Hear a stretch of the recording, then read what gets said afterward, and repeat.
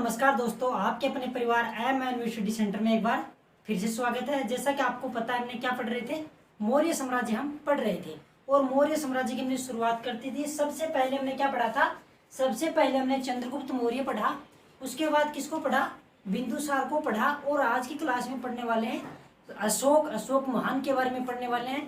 ये क्लास आपकी 2 पार्टों में होने वाली है। और ऐसे ऐसे फैक्ट आज की क्लास में आपको मिलने वाले हैं जो शायद ही आज तक आपने सुने होंगे, या फिर सुने हैं तो बहुत कम सुने होंगे। क्या करेंगे? अपना तरीका वो रहेगा, सबसे पहले कहानी के माध्यम से हम अशोक को समझने की कोशिश करेंगे। उसके बाद अपना टॉपिक एकदम सीक्वेंस वाइज स्टार्ट करेंगे। सारे फैक्ट आपको नोट करवाते चलूंगा, ठीक है?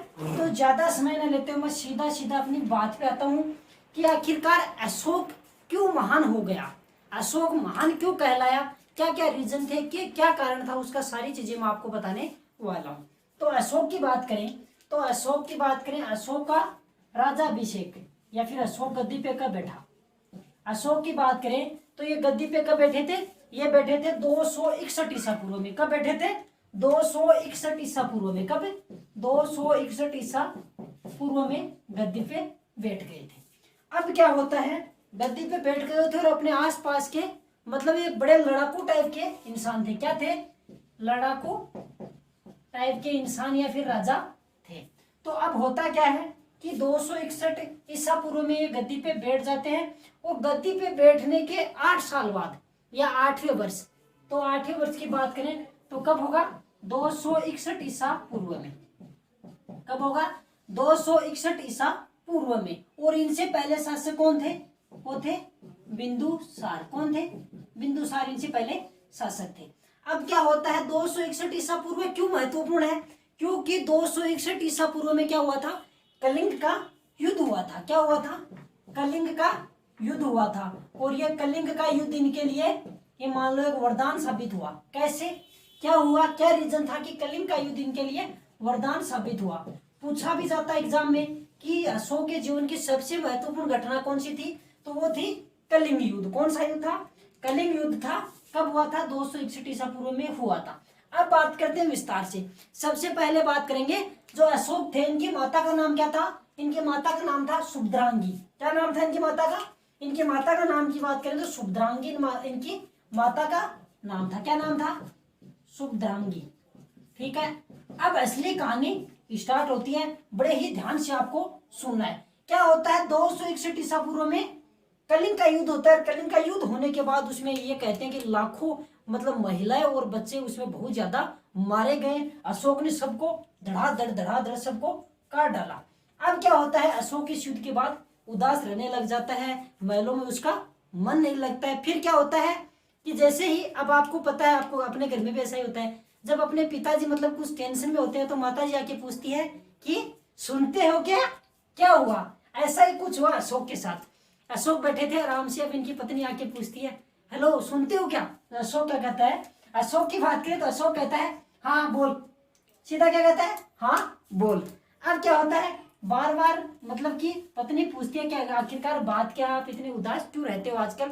अशोक खुद परेशान था, क्योंकि वो सोचता था कि एक युद्ध के लिए या फिर एक पर्टिकुलर भूमि के लिए किसी महिलाओं और बच्चों की हत्या करना वो एकदम गलत है। क्योंकि बच्चे और महिलाएं जिनका युद्ध से कोई लेना देना नहीं था, वो भी इस युद्ध के अंदर मारे गए थे। तो अशोक बहुत ज्यादा बेचैन रहने लगता है।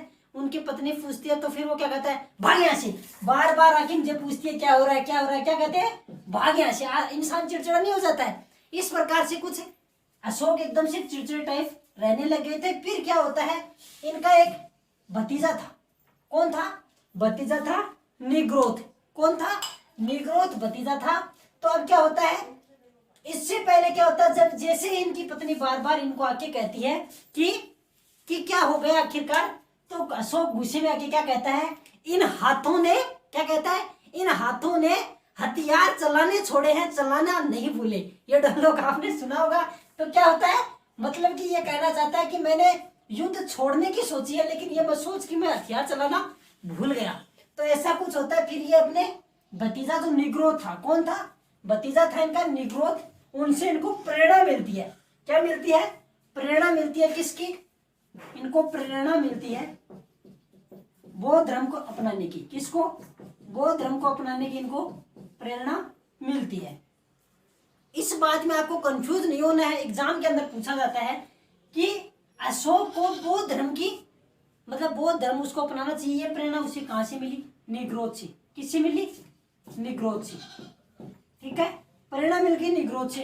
अब क्या होता है कि अशोक को बौद्ध धर्म की शिक्षा किसने दी थी? ठीक है, ये क्वेश्चन अलग है। बौद्ध धर्म की शिक्षा की बात करें तो ये थे बौद्ध शिष्य थे उपगुप्त। कौन थे? उपगुप्त के द्वारा अशोक को किसकी शिक्षा दी जाती है? अशोक को बौद्ध धर्म की शिक्षा दी जाती है। इस प्रकार क्या होता है, अशोक बौद्ध धर्म अपना लेते हैं और धम्म की नीति, धम्म, ठीक है, धम्म की नीति एकदम से सही शुरू हो जाते हैं और इतने मतलब कि इतने अच्छे अच्छे कार्य करते हैं। और ये सबसे बड़ी बात है, इनके राज्य के अंदर क्या थी? सहिष्णुता थी। सहिष्णुता किसे बोलते हैं? ये बोलते हैं सभी धर्मों के प्रति सम्मान की भावना रखना। ये खुद क्या होता था कि जो अशोक था, ये अशोक क्या करता था? अशोक खुद क्या था? बौद्ध धर्म का अनुयायी था। लेकिन सबसे बड़ी बात और सोचने वाली बात है कि अशोक ने कभी क्या नहीं किया? जनता को दबाया नहीं, मतलब कि इनको स्वतंत्र रखा कि आप अपने हिसाब से या अपनी इच्छा से जो भी धर्म अपनाना चाहो अपना सकते हो। इन्होंने कभी भी बौद्ध धर्म को राष्ट्रीय धर्म घोषित नहीं किया। चाहता तो कर सकता था, राजा था, कुछ भी कर सकता था, इनको कौन रोकने वाला था? लेकिन इसने ऐसा नहीं किया, ऐसे ही अच्छे अच्छे कार्य किए। और सबसे बड़ी बात है शिलालेख, इसकी बात करें, शिलालेख की बात करें तो शिलालेख की शुरुआत इनके द्वारा ही मानी जाती है। किनके द्वारा मानी जाती है? अशोक के द्वारा ही शिलालेख की बात, मतलब कि शिलालेख पहले ये माना जाता कि पहली बार शिलालेख अशोक ने ही लिखवाए थे। और अशोक ने जो शिलालेख लिखाए थे वो मुख्य रूप से कितने प्रकार के थे, क्या थे, सारी चीजें आपको मैं बताने वाला हूँ विस्तार से। तो ये थी छोटी सी संक्षिप्त सी कहानी अशोक के बारे में। और अशोक नाम अलग अलग क्या मिलता है? मास्क हो गया, गुजर हो गया, ऐसे करके क्या है अभिलेखों के नाम है, वहां पे इनका अशोक नाम मिलता है। अब जब शिलालेख की बात करें तो सबसे बड़ी समस्या ये आती है कि ये शिलालेख जैसे मतलब कि शिलालेख लिखा दिया तो उसमें क्या लिखते थे? मैं मगध का सम्राट। क्या होता है? मैं मगध का सम्राट। अब आप सोचो, वही भूमि थी, इतने राजा है, इतने चले गए सम्राट, वो भी मानते थे। अब इससे कैसे पता लगे कि ये बात अशोक के लिए लिखी गई है? या फिर लिखते थे मैं मगध का राजा, ठीक है, या फिर मैं मगध का सम्राट। तो इनसे कैसे समझ में आया कि ये अशोक ने लिखा है या फिर ये अशोक के द्वारा लिखा गया है? तो इसका कंफ्यूज कैसे दूर हुआ? एक राजस्थान के अंदर भी इसका एक शिलालेख मिला, अभिलेख मिला है, जिसके अंदर क्या है? जिसके अंदर इनका अशोक नाम दिया गया है। उसमें लिखा गया है मैं मगध सम्राट अशोक। क्या लिखा गया है? मैं मगध सम्राट अशोक। ऐसे ही कुछ अभिलेख मिले जिनके अंदर क्या होता है? अशोक का नाम मिलता है, उसके अलावा इनका नाम नहीं मिलता है। तो उसी से अनुमान लगाते हैं इतिहासकार कि ये सारे शिलालेख किसने लिखाए थे? ये लिखाए थे अशोक ने। और इतनी अच्छी अच्छी मतलब कि धर्म से संबंधित सारी चीजें क्या कह रहे थे? सारी चीजें शिलालेख पे लिखवा दी थी। किस पे लिखा दी थी? शिलालेख पे। तो सबसे बड़ा जो चेंजमेंट हुआ इनकी जिंदगी में, या फिर कहें इनकी जिंदगी में जो सबसे बड़ा बदलाव आया वो किससे आया? आजकल तो वो चल रहा है, क्या चल रहा है? वाह बेटे मौज करते, तुम तो बड़े हेवी ड्राइवर हो। तो ये भी बड़े हेवी ड्राइवर थे। कैसे थे? क्योंकि जैसे ही कलिंग का युद्ध खत्म होता है तो इनके बाद ये बड़ा नरसंहार होता है। यहाँ पे नरसंहार होने के बाद इनको समझ में आता है कि जो महिलाएं और बच्चे थे उनका इसमें कोई दोष नहीं था, वो बेचारे ऐसे ही मारे गए।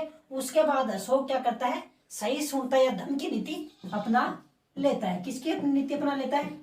धम्म की नीति अपना लेता है। यह था छोटा सा संक्षेप अशोक के बारे में, छोटी सी जानकारी आपको देने की कोशिश की। अब क्या करते हैं? अब चलते हैं अशोक के बारे में कंटिन्यू। हम क्या कर लेते हैं? फैक्ट आपको लिखा देता हूँ, अच्छे से नोट कर लेना। इतना कहूंगा, कोई भी वन डे एग्जाम दे लेना, इन फैक्ट से बाहर कुछ जाने वाला नहीं है। अब मैं आपको चाहे पढ़ाने को 10 दिन अशोक पढ़ा सकता हूँ, लेकिन उससे क्या फायदा होगा? ज्ञान बांटना उद्देश्य नहीं है आपका, मतलब कि वो चीजें आपको बताना जो सीधी एग्जाम में टपक सके। क्या कर सके? एग्जाम में टपक सके। तो शुरुआत करते हैं आज के अपनी महत्वपूर्ण फैक्ट के बारे में। चलिए देखते हैं। सबसे पहले बात कर लेते हैं, ये तो आपकी जानकारी के लिए है, मैं बता भी देता हूँ। कब 200 कब बैठे थे, गद्दी पे बात करें तो कब बैठे थे, 269 ईसा पूर्व में क्या हो गए थे, गद्दी पे बैठ गए थे, 269 ईसा पूर्व में। ठीक है, क्या हुआ, गद्दी पर बैठे कब 269 ईसा पूर्व में गद्दी पे बैठ गए। अब बात करते हैं, अगली बात करें, इनके माता का नाम, इनकी माता का नाम क्या था, माता थी इनकी शुभ्रांगी। क्या नाम था माता का, शुभ्रांगी। ठीक है, इनकी माता का नाम क्या था, माता के नाम की बात करें तो माता का नाम क्या था, इनकी माता का नाम था शुभ्रांगी। ये कहां से पता लगता है हमें, एक दिव्य दान है उसके द्वारा हमें दिव्य दान में इनकी माता का नाम शुभ्रांगी बताया गया। किसमें, दिव्य दान के अंदर। अब बात करते हैं अशोक के बारे में। तो ये जिस समय ये गद्दी पे बैठे थे या गद्दी पे बैठने वाले थे, उस समय क्या थे, अवंती के राज्यपाल थे। एग्जाम में बार बार पूछा गया कि जिस समय अशोक सम्राट गद्दी पे बैठे उस समय वो कहाँ के राज्यपाल थे, तो ये राज्यपाल थे, कहाँ के राज्यपाल, तो ये राज्यपाल थे अवंती के। कहाँ के राज्यपाल थे, अवंती के राज्यपाल थे। अवंती कहाँ के राज्यपाल थे, ये थे अवंती के राज्यपाल थे। अब बात करते हैं हमें अशोक नाम कहाँ से मिला है। अशोक नाम की बात कर लेते हैं। तो अशोक नाम हमें कहाँ का मिला है, अशोक नाम की बात करें मैं आपको बता देता हूँ। ये बड़े इंपॉर्टेंट अभिलेख है, इनको आप अच्छे से याद कर लेना, क्योंकि एग्जाम के अंदर पूछा जाता है। 4 ऑप्शन में से 3 ऑप्शन ऐसे होते हैं जिन अभिलेखों में अशोक का नाम अशोक मिलता है, जबकि एक अभिलेख ऐसा होता है जिसमें अशोक का नाम अशोक नहीं मिलता, उसमें सम्राट या फिर महाराजाधिराज ऐसा कुछ नाम लिखा होता है। मास की अभिलेखों के नाम है, मास की, गुर्जरा, क्या क्या बता दिया मैंने आपको, एक बताया मैंने आपको मास की, एक बताया मैंने गुर्जरा, एक है नेतुर।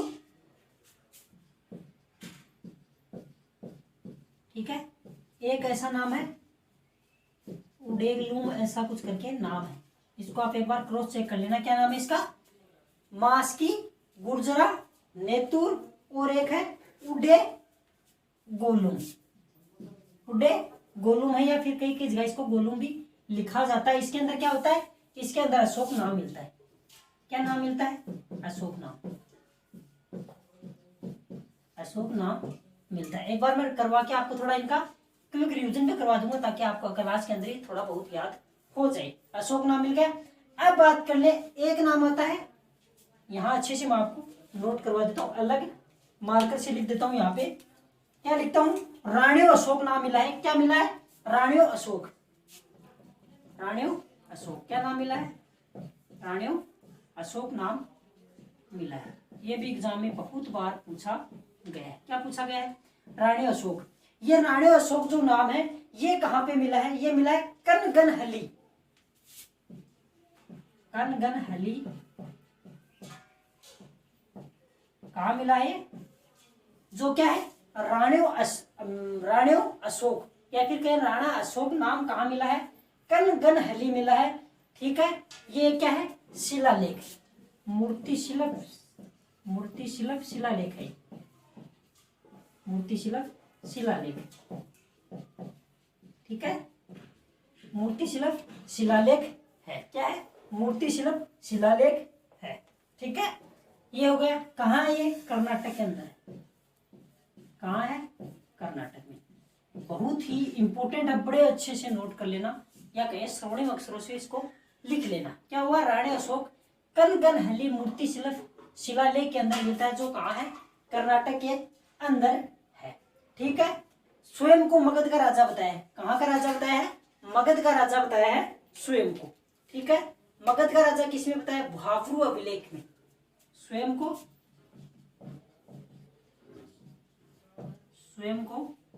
मगध का राजा, मगध का राजा मैंने आपको बताया था ना, मगध सम्राट, मगध का राजा, ऐसा करके स्वयं को मगध का राजा बताया। किसमें, ब्राहु अभिलेख में। किसमें, ब्राहु अभिलेख में,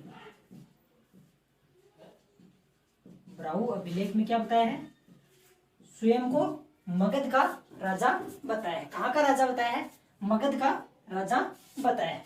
ठीक है, अब आगे बात कर लेते हैं। इस पुराणों में इसको क्या कहा गया है, अशोक वर्धन। यहाँ ऊपर लिख देता हूं, पुराणों में क्या कहा गया है, अशोक वर्धन कहा गया है। यहाँ लिख देता हूँ, ये नाम बड़े इंपॉर्टेंट है, एग्जाम में सीधे सीधे पूछे जाते हैं। अशोक वर्धन, क्या, अशोक वर्धन। अशोक वर्धन कहा गया है किसमें, पुराणों के अंदर अशोक वर्धन कहा गया है। यहाँ लिख देता हूँ, पुराणों में।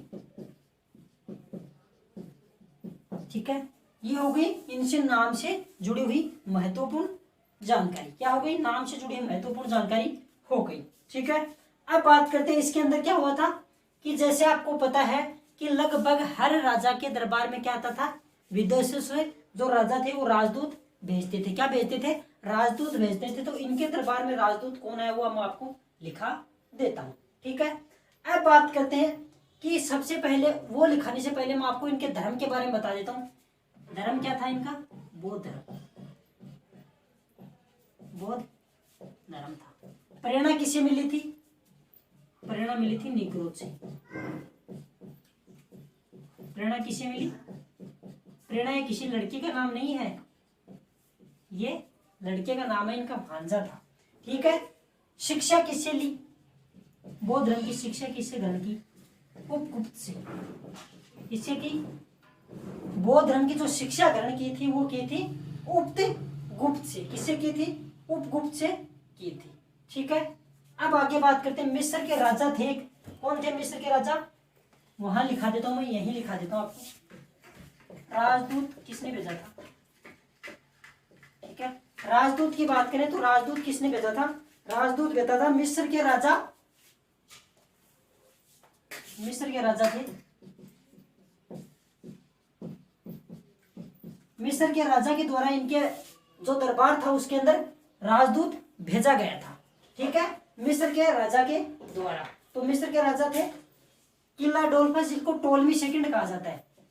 क्या कहा जाता है, टोलमी सेकंड।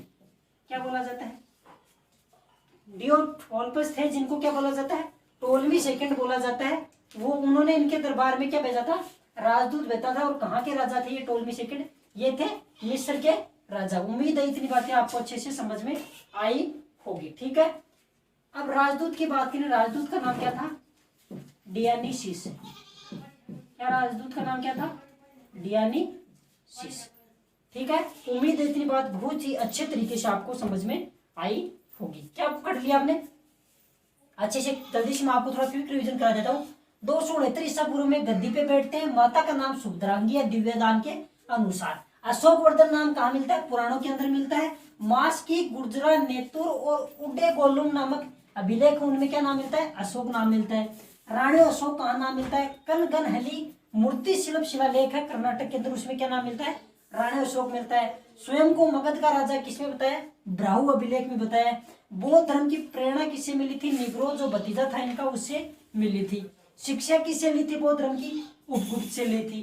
टोलमी सेकंड जो मिस्र का राजा थे, थियोडोल्फस बोला जाता है जिनको, उन्होंने इनके दरबार में राजदूत भेजा था और राजदूत का नाम क्या था, डियानीसिस। ठीक है, चलिए आगे बात करते हैं। उम्मीद है इतनी चीज आपको अच्छे से समझ में आई होगी, बहुत ही शानदार तरीके से आप पढ़ते जा रहे होंगे। चलिए आगे देख। ठीक है, अब आता है सबसे बड़ा अशोक के जीवन में अशोक महान किससे बने थे, यह महान बनने का सबसे बड़ा कारण क्या था, वो था कलिंग युद्ध। तो कलिंग युद्ध के बारे में विस्तार से बात कर लेते हैं। किसके बारे में, कलिंग युद्ध के बारे में।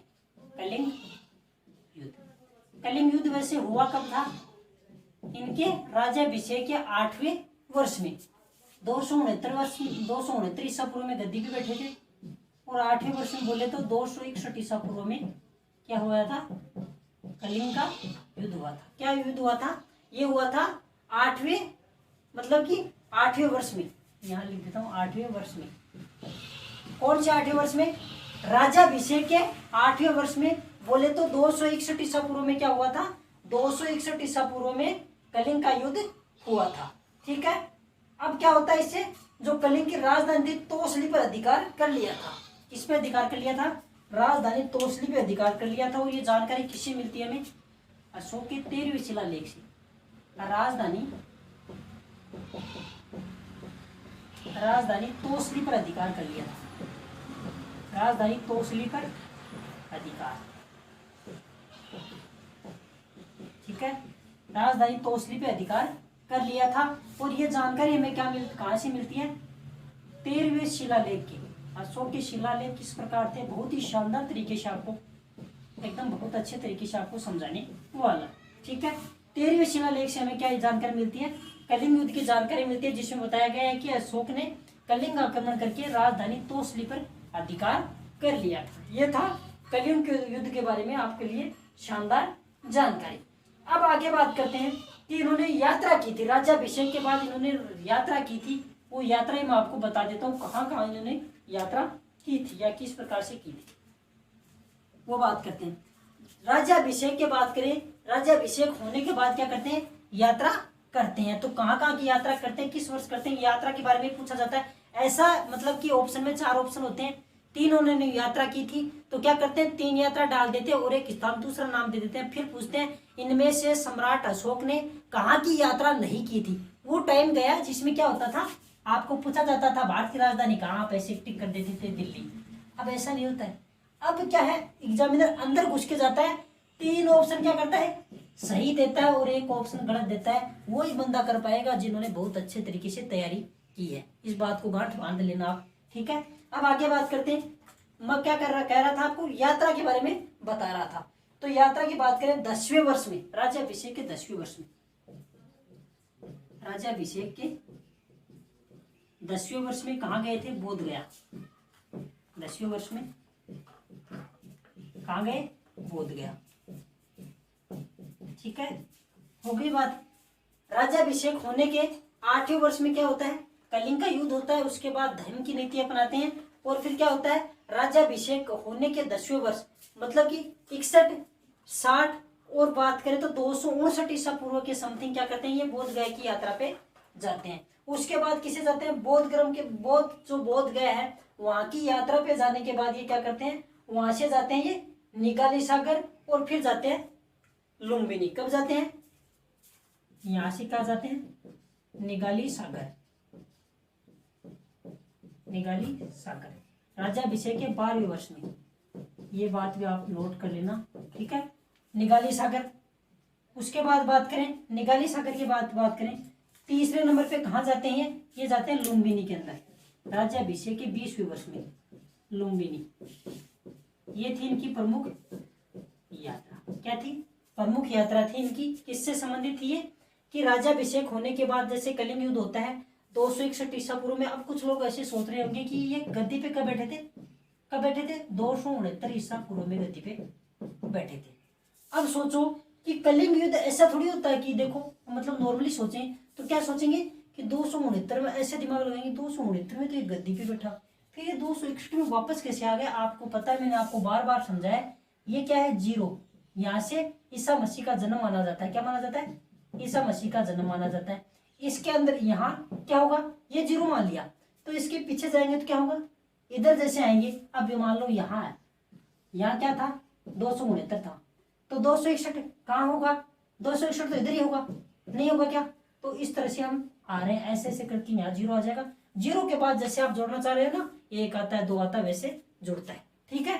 अब बात करते हैं 10वें वर्ष में बोध गया गए, फिर निगाली सागर गए 12वें वर्ष में, और फिर 20वें वर्ष में कहाँ गए? लुम्बिनी की यात्रा पे चले गए थे, ठीक है। अब बात करते हैं कि इन्होंने गुफाएं मतलब की जो आजीविक संप्रदाय उनके लिए क्या की थी?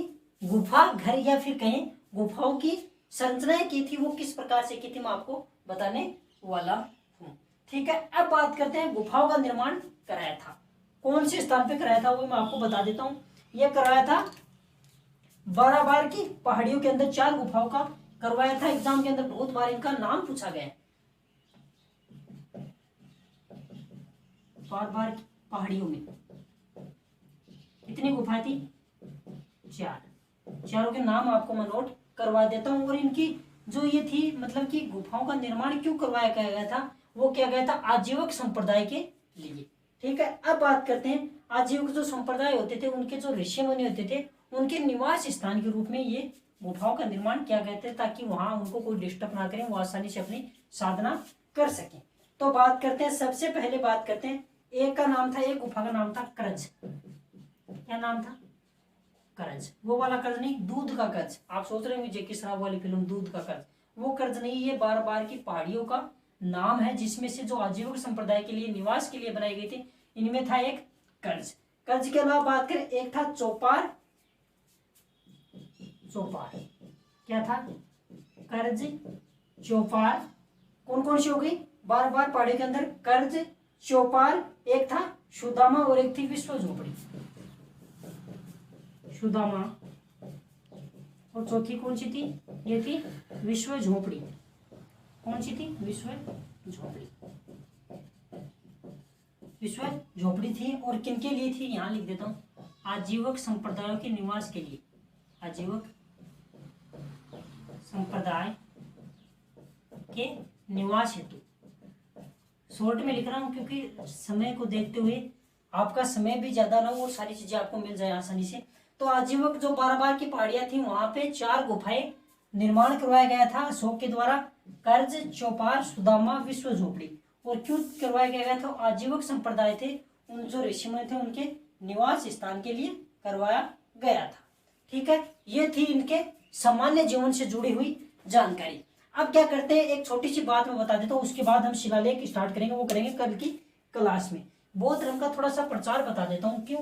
सबसे ज्यादा जो बौद्ध धर्म का फैलाव हुआ, या फिर बौद्ध धर्म जो सबसे ज्यादा फैला था, वो कहाँ, मतलब किसके काल में फैलाता था? वो फैला था अशोक के काल में। बहुत सारे अलग अलग देशों के अंदर क्या भेजे थे इन्होंने?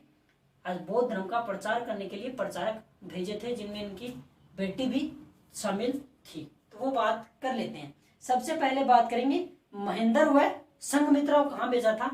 श्रीलंका में। एग्जाम में पूछा जाता है, महेंद्र व संघमित्रा इनकी पुत्री थी। संघमित्रा कहाँ भेजा था? श्रीलंका में। किस लिए? बौद्ध धर्म प्रचार हेतु। बौद्ध धर्म प्रचार हेतु। और आज भी बड़े ही संख्या में बौद्धिस्ट मिलते हैं। कहाँ मिलते हैं? श्रीलंका के अंदर भी मिलते हैं, चाइना के अंदर भी मिलते हैं, क्योंकि ये वाला एरिया पहले क्या होता था, थोड़ा बहुत जो एरिया था अपने अशोक के अंडर में आता था। अब बात करते हैं, महेंद्र व संघमित्रा को कहाँ भेज दिया? श्रीलंका के अंदर भेज दिया। अब आगे बात करें, बहुत सारे क्या कहिए स्तूपों का निर्माण कराया। ऐसा कहा जाता है लगभग 84,000। कितने? लगभग 84,000 बौद्ध स्तूपों का निर्माण करवाया था। ठीक है, कितने? 84,000 बौद्ध स्तूपों का निर्माण। मतलब कि बड़ा ही, जब लड़ा तब बड़े तरीके से लड़ा, और जब मतलब कि साधु संत बना तो बड़े ही तरीके से बना। इसमें बौद्ध परंपराएं, शिक्षाएं, इनके बारे में जानकारी मिलती है। किनमें? जो 84,000 बौद्ध स्तूप किसने बनवाए थे? अशोक ने। लगभग बताया जाता है 84,000। आप सोच लो कितनी बड़ी संख्या है। ठीक है, अब ये तो हो गई इनके सामान्य जुड़ी हुई जानकारी। अब किस प्रकार से, मैंने आपको बताया था कि जो शिलालेख होते हैं या अभिलेख होते हैं, जिनकी शुरुआत किसने की थी? अशोक ने की थी। मुख्य रूप से 3 प्रकार के थे। क्या थे? उनका क्या क्या नाम था? किस प्रकार वर्गीकरण किया गया? सबसे पहले किसने पढ़ा? वो लिपि किसको समझ में आई? सबसे पहले कहाँ देखा गया? सारी जानकारी आपको अगली क्लास के अंदर मिलने वाली, क्योंकि बड़ा टॉपिक है। एक साथ क्या करेंगे? एक साथ करेंगे तो आपको मतलब कि एकदम से वो हो जाएगा, घुल मिल जाएगा, सब कुछ समझ में तरीके से नहीं आएगा। तो हम क्या करेंगे, हमें कोई जल्दी नहीं है। हम क्या पढ़ेंगे? जो भी पढ़ेंगे बड़े ही स्पष्ट तरीके से, शानदार तरीके से पढ़ने वाले हैं। तो आज की क्लास के अंदर क्या देख लिया कि जो मतलब क्या थे, अशोक कब बैठे थे गद्दी पे? 269 ईसा पूर्व में गद्दी पे बैठे थे। माता का नाम क्या था? सुभद्रांगी था। अब बौद्ध धर्म की शिक्षा किससे लेते हैं? उपकुप्त से लेते हैं। लेकिन नोट करना, प्रेरणा कहाँ से मिलती है? अब कैसे समझ, चलो आपको समझाते एग्जाम्पल से। क्या होता है, आपको क्या हुआ, अपने घर में हलवे की क्या आ रही है? स्मेल आ रही है, खुशबू आ रही है कि हलवा बन रहा है। ठीक है, अब क्या होता है, आपका छोटा भाई या बहन क्या होता है, आपके सामने लाके मतलब कि दूसरी चारपाई पे, तख्त पे, बेड पे, जैसी भी व्यवस्था है, फर्श पे, माटी में, कहीं पे क्या बैठता है, सामने आके बैठ जाता है और फिर क्या करता है, हलवा गटक गटक करके खाने लगता है। आपके मुंह में क्या होता है, बड़े ही लार बनने लग जाती हैं। जाइलम, एल्जाइमर, टाइलिन, जो सारे क्या होते हैं आपको साइंस से बताए होंगे, क्या क्या जो जितने स्रावित होते हैं जो जितने रस स्रावित होते हैं सारे रस स्रावित होने लगते हैं। अब क्या होता है, आपके भाई को देख के, आपका भाई हलवा खा रहा है, उसको खाते हुए देख के आपके अंदर क्या हुई, प्रेरणा जगी, क्यों यार मैं भी हलवा खाऊं। इतनी देर आप खाट पे पड़े हुए थे, अब क्या होता है, आपके मन में प्रेरणा जगती है या फिर आपका मन करता है। ये होता है प्रेरणा का मतलब आपका मन करना। अब क्या होता है, यहां से आप सीधे उठे, रजाई से निकले बाहर, एक ही झटके में क्या हुआ, सीधे अपने माँ या मम्मी जो भी है, सिस्टर जो भी अंदर किचन में खाना बना रहे हैं, उनके यहाँ टपक जाते हैं। क्या करते हैं, उधर टपक जाते हैं। ठीक है, उधर टपकने के बाद क्या होता है, वहां क्या करते हैं, जल्दी से फटाक फटाक हलवा डालते हैं, फिर अपने भाई के पास आके बैठते हैं, वहां वापस से आप ही क्या करने गए, गटकने लग जाते हैं। तो वो क्या हो गई, शिक्षा। शिक्षा ग्रहण हो गई। वो ग्रहण हुई कि नहीं हुई, ग्रहण हो गई, क्योंकि वो चीजें आपके अंदर जा रही हैं। यहाँ से आपको प्रेरणा मिली आपके भाई को देख के। यही सेम सिचुएशन किसके साथ हुई, अशोक के साथ। वो क्या होता है, मतलब कि जैसे ही कलिंग का युद्ध होता है, उसके बाद अशोक क्या रहता है, उदास रहने लग जाता है।